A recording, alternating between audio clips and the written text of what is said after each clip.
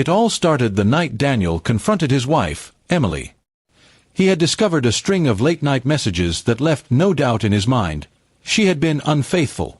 The betrayal cut deep, but what made it worse was that she tried to brush it off as a mistake and begged him to move past it. Daniel, however, wasn't the same man he was before the truth came out. Something inside him had shifted, hardened, and he knew that forgiveness didn't mean returning to how things once were. He looked Emily straight in the eyes and said the words that stunned her, "Never again. You've broken something that can't be fixed. No more intimacy, no more trust."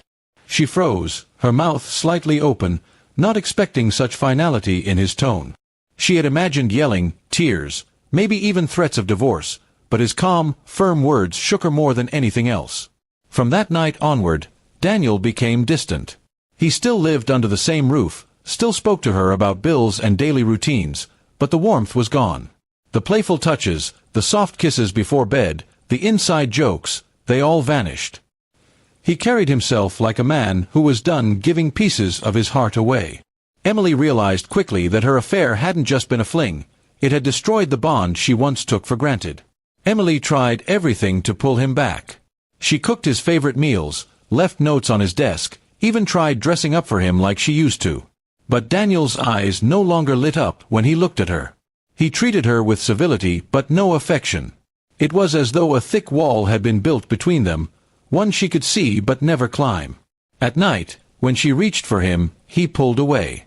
His words haunted her, "No more intimacy."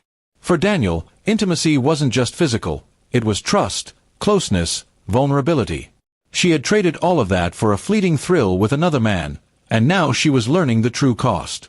Their friends noticed the change too. At gatherings, Daniel no longer held Emily's hand or placed an arm around her. When people asked if everything was okay, Emily smiled weakly and said they were fine, but inside, she was falling apart. Daniel didn't bother explaining. To him, the marriage was a shell now, something he maintained only for appearances and obligations. One evening, Emily broke down in front of him. She confessed again, begged again, promised she would never stray again. Tears streamed down her face as she clutched his hands. "Daniel, please, I love you. I made a mistake. Don't shut me out forever." His reply was steady, almost cold. "You didn't make a mistake. You made a choice. And with that choice, you lost me." His words echoed in her mind for days. She started losing sleep, replaying the night she confessed everything. She thought about the man she had risked it all for, realizing he had vanished from her life as quickly as he entered it. He hadn't lost anything, but she had lost her husband, her peace, and her self-respect. Daniel, meanwhile, found a strange sense of peace in his decision. He no longer lived in denial or in pain. By setting his boundaries, he reclaimed control. He knew he might never love Emily again, at least not the way he once did, but he wasn't going to let her betrayal dictate his future happiness.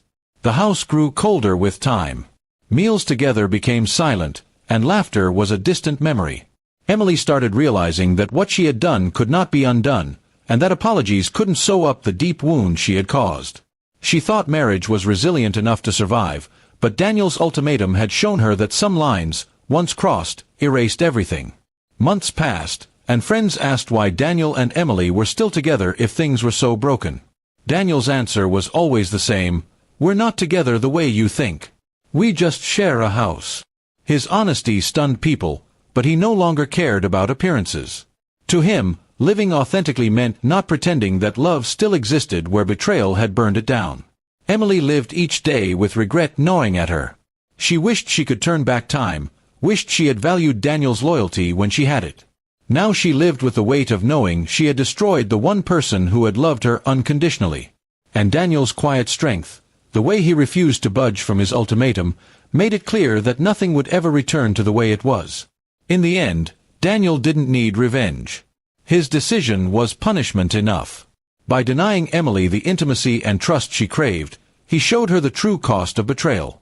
And every morning she woke up to his distant presence was a reminder: some wounds never heal, and some ultimatums are final.